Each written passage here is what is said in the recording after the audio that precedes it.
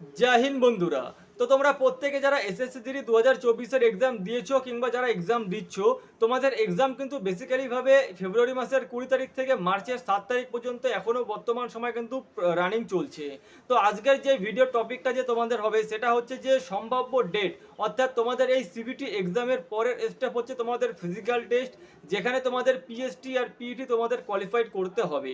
তোমাদের প্রত্যেকে যেন যারা ছেলে রয়েছে এবং মেয়ে রয়েছে, ছেলেদের জন্য 5 কিলোমিটার রানিং রয়েছে, তোমাদের 24 মিনিটে কমপ্লিট করতে হবে, এবং মেয়েদের জন্য 1600 মিটার রানিং রয়েছে, সেখানে তোমাদের 8.5 মিনিটের মধ্যে কমপ্লিট করতে হবে।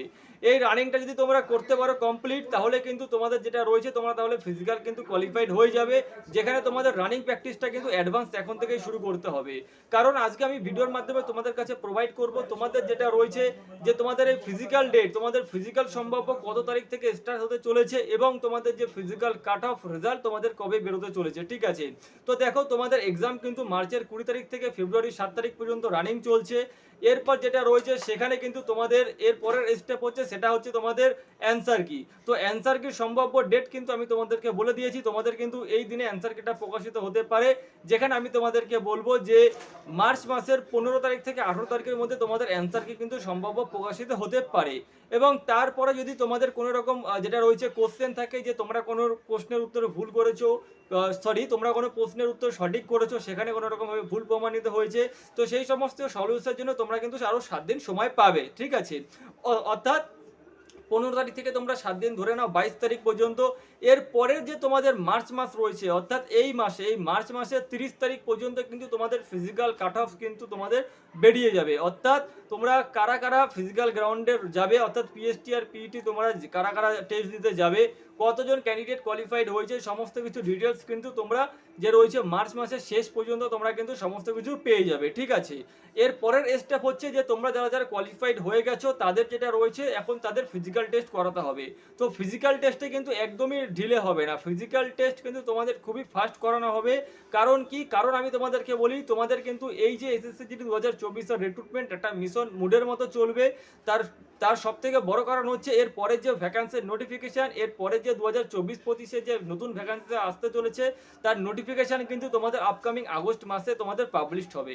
তোমরা প্রত্যেকে দেখেছো যে 2024 যে তোমাদের ক্যালেন্ডার রয়েছে, এসএসসির যে ক্যালেন্ডার রয়েছে এক্সামিনেশন, সেখানে কিন্তু নোটিফিকেশনের যে আপকামিং ভ্যাকান্সি যেটা রয়েছে আগস্ট মাসে প্রকাশিত হবে আবার জিডি কনস্টেবলের ক্ষেত্রে। তো তারই পরিপ্রেক্ষিতে কিন্তু তোমাদের এই ভ্যাকান্সিটা চলবে একদম মিশন মুডের মতো। আর যার ক্ষেত্রে তোমাদের যেটা ফিজিক্যাল টেস্ট, যেটা টেস্ট তোমাদের স্টার্ট হবে সেটা কিন্তু একটা সম্ভাব্য, আমি তোমাদেরকে বলে দিচ্ছি, সম্ভাব্য ডেট হচ্ছে তোমাদের যেটা রয়েছে এপ্রিল মাসের 3rd উইক। এপ্রিল মাসের 3rd উইক 25 তারিখ থেকে 27 তারিখের মধ্যে তোমাদের যেটা রয়েছে ফিজিক্যাল টেস্ট কিন্তু স্টার্ট হয়ে যাবে।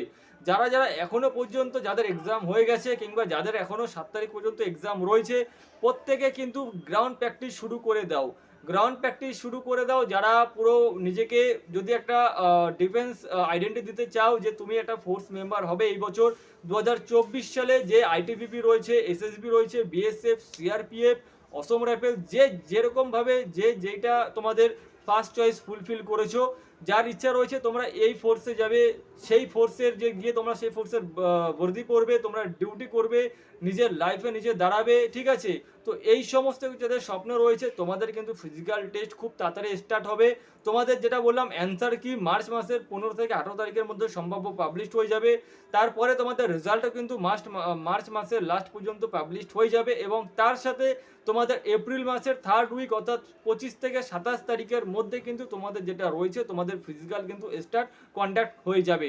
তোমরা প্রত্যেকে জানো এই ফিজিক্যাল যেটা করায় সেটা কিন্তু নোডাল এজেন্সি সিআরপিএফ কিন্তু তোমাদের জিডি কনস্টেবলের ফিজিক্যাল কিন্তু যেটা রয়েছে নোডাল এজেন্সি হিসেবে তারাই কিন্তু কমপ্লিট করায়। ঠিক আছে, তো আমি যে আমার ভিডিও করার একটাই মেন কারণ, যারা ছেলেরা দেখছো ভিডিওটা কিংবা যারা যেই সমস্ত মেয়েরা ভিডিওটা দেখছো, তোমরা কিন্তু একটা ক্যান্ডিডেট হিসাবে যারা রয়েছে স্টুডেন্ট হিসাবে তোমরা তোমাদের ফিজিক্যাল গ্রাউন্ড প্র্যাকটিস শুরু করে দাও। ছেলেদের ক্ষেত্রে কিন্তু 5 কিলোমিটার রানিং দরকার হচ্ছে 24 মিনিটে, এবং মেয়েদের জন্য কিন্তু 1600 মিটার রানিং 8.5 মিনিটে। এই টাইমিংয়ের মধ্যে তোমরা কিন্তু তোমাদের রানিংগুলো কমপ্লিট করার যেটা রয়েছে চেষ্টা করো। যাদের ওভারওয়েট রয়েছে তারা কিন্তু এখন থেকেই যেটা বললাম যে জিডি কনস্টেবলের ক্ষেত্রে তোমাদের এরকম কোনো ব্যাপার নেই যে হাইট অনুযায়ী ওয়েট দরকার, কিন্তু যদি ম্যাক্সিমাম ওভারওয়েট হয়ে যায় তাহলে কিন্তু তোমরা নিজেরাই দৌড়তে পারবে না। ঠিক আছে, নিজেরাই তোমরা প্র্যাকটিস করতে পারবে না। তো আগে থেকে অ্যাডভান্সভাবে যদি তোমরা প্র্যাকটিস করতে থাকো তাহলে ওয়েট লসের সাথে সাথে তোমাদের শারীরিক ফিটনেসটাও কিন্তু তোমরা তোমাদের কাছে পেয়ে যাবে। আশা করি বুঝতে পেরেছো। ভিডিওটা যদি তোমাদের হেল্পফুল মনে হয়, যে ভিডিওটা তোমাদের জন্য হেল্পফুল হয়েছে, অবশ্যই ভিডিওটিতে লাইক এবং শেয়ার করে দিও এবং চ্যানেলে প্রথমবার হলে সাবস্ক্রাইব করে দিও। জয় হিন্দ।